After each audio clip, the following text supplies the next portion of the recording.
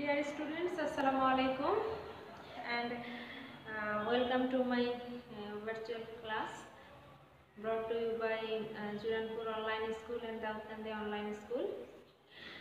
Today I am back with a new topics for class 9-10 with English second paper, and today's topics is tag question. Actually, in the previous class we have learned the narration, sentence narration, then we learned the passage narration, and in the class we have already practiced 3 or 4 passage narration. I think this part you have understood the part of narration. Now we will learn the new topics, that is tag question. Actually, tag question is in your syllabus. Tag question is very easy. Tag question is very easy. You have to answer 5 marks from this tag question, and if you attentive the class, you will easily pick the 5 marks. Okay, so let's start our topics. Tag means to add something. That means জুড়ে দেওয়া, কোনো আমার মূল সেন্টেন্সের সাথে কোনো কিছু জুড়ে দেওয়া। So actually in tag question there are some limited rules. You have to learn that, and the first the 2 rules I have already written my whiteboard. We will discuss at first. We will discuss these 2 rules with example. In today's class I will try to my best to present tag question very easily, so that you can easily understand tag question and you can easily pick 5 marks from these topics. Okay, so let's start our topics. The first rule is that if the auxiliary verb lies in the statement, okay, if the auxiliary verb lies in the statement, that auxiliary verb will used in the tag. Number 2, if the statement is affirmative, then the tag will be negative. Okay, if the statement is affirmative, then the tag will be negative, but if the statement is negative, then the tag will be affirmative. Okay, now the third rule, pronoun form of the subject. We have to use the pronoun form of subject, then question mark will be used. This is the first rule. We all know that in our grammar there are almost 24 auxiliary verb, including primary and model. But in the statement, if in the statement any kind of auxiliary verb is used in the statement, then we will have to, at first we will have to pick that auxiliary verb. Number 2, if the statement is affirmative, then the tag will be negative. The main statement is in the form of affirmative, then we will have to use the negative tag. That means we will have to use that not. But if the statement is negative, then the tag will be affirmative. Number 3, pronoun form of the subject. Number 3, pronoun form of the subject. Number 4, question mark will be used at last of the tag. I have already written the 2 examples. Suppose Salman is a boy. Okay, Salman is a boy. At first we will have to identify the auxiliary verb. I mean, is there any auxiliary verb in the main statement? We have to identify it. Here we have found the auxiliary verb, that is. Then we will have to pick this auxiliary verb, is. Okay, then according to the rules of the tag question, the main statement is in the affirmative form, so that's why the tag will be negative. That means not will be used. Not will be used in the tag. And thirdly, pronoun form of subject. So in these statements, Salman is the subject, so we will have to use he instead of the Salman. So the answer will be Salman is a boy, comma, isn't he? And lastly, I have used the question mark.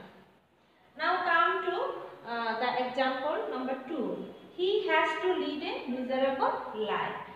In the same rule, at first we have to identify is there any auxiliary verb in the main statement. So we have also identified the auxiliary verb is has. So we will have to pick that auxiliary verb. And then if the statement is in the affirmative form, then the tag will be in the negative. So we will have to use not. And lastly, pronoun form of the subject. Here already pronoun here he is used here, so we will use directly he. And lastly we will use question mark. So this is the first rule of the tag question. Now come to the second rule. The second rule is that if there is no auxiliary verb in the statement, it is not necessary that in every sentence auxiliary verb will be used. I mean, if there is no auxiliary verb in the statement, there will be definitely main verb will be used in the statement. So, if there is main verb, if there is main verb in the statement, then what way we will make it tag. So the rule is that do, did, does will be used according to the subject, person and the tense. Here did will be used if the statement is in the past form, then did will use.